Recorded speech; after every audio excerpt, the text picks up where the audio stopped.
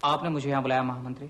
आचार्य विष्णुगुप्त, मैं आचार्यों का सम्मान करता हूं और तक्षशिला के आचार्यों का विशेषकर, इसलिए मैंने सम्मान पूर्वक आपको यहाँ बुलवाया।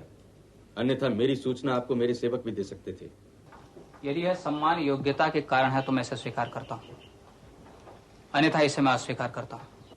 आचार्य विष्णुगुप्त, मैं आपको सावधान कर रहा हूं। यदि आपके आचरण के कारण मगध का अहित हुआ तो आपके साथ भी कठोरता पूर्वक व्यवहार किया जाएगा।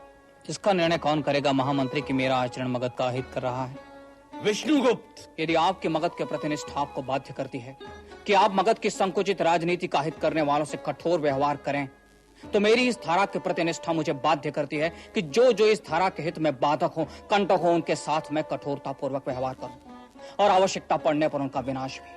आचार्य विष्णुगुप्त, आप अपनी जननी के साथ द्रोह कर रहे हैं। पाटलिपुत्र मेरी मातृभूमि नहीं है और नहीं है वह तक्षशिला, नहीं है वह मगध और नहीं है वह गांधार। हिमालय से लेकर समुद्र पर्यंत भूमि का कण कण मेरा है और उसे अपनी गौरवशाली मातृभूमि कहने का मुझे अधिकार है और मुझसे मेरा वह अधिकार कोई नहीं छीन सकता। एक राष्ट्र जीवन में व्यक्ति माँ के गर्भ के साथ साथ एक संस्कृति के गर्भ से भी जन्म लेता है और जिस संस्कृति के गर्भ से मैंने जन्म लिया है उसका नाम है भारतीय। जिस धरा पर मैंने जन्म लिया है उसका नाम है भारतवर्ष। दुख है मुझे कि मुझे आपको और राज्य निष्ठा के अंधों को स्मरण कराना पड़ रहा है कि नंद वंश मगध नहीं और मगध नंद वंश नहीं। दुख है मुझे कि आप जैसे विद्वान पुरुष भी जब जब अवांछनीय राजकुलों पर संकट आता है तब तब उसे राज्य संकट अथवा राष्ट्र संकट की संज्ञा देते हैं।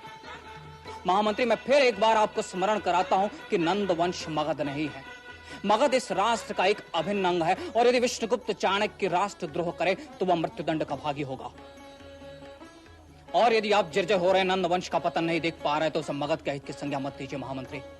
और यदि फिर भी आपको लगता है कि मैं अपनी जननी के साथ द्रोह कर रहा हूं तो एक दिन आपको अपना व्याकरण भी बदलना होगा। और जाते जाते विष्णुगुप्त चाणक्य इतना कह जाता है कि जो जो इस राष्ट्र की एकता व उत्कर्ष के मार्ग में बाधक हुआ वह नष्ट होगा, उसका विनाश करूंगा मैं।